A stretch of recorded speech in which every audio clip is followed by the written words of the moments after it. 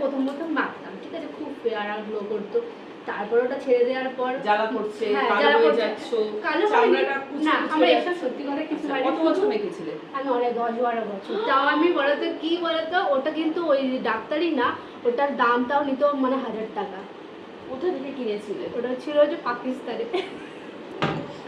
কেন আমাদের ইন্ডিয়া কি দোষ করলে এত ন্যাচারাল ব্র্যান্ড ভর্তি? একবার বাড়িতে রেখেছিল মা 3টে জিনিস, ও মা সেটা বাড়ি থেকে চুরি হয়ে গেছে, তোমার ক্রিমও চুরি হয়ে গেছে। হে ভগবান, সত্যি মানে অনেক চেঞ্জ হয়েছে। আচ্ছা আমি এটা আর তেলের কথা বলি থাকি, তেলটা না মানে যেখানে যাই বিয়ে বাড়িতে গেলেও মানে তেলটা একটু ইউজ করি। তেল চটচটে কি না, গ্লো হয় যেটা বিয়ে বাড়িতে গেলে তুমি গোল্ডেন গ্লো হয় যেটা, হ্যাঁ, ওটা একটা নেবো।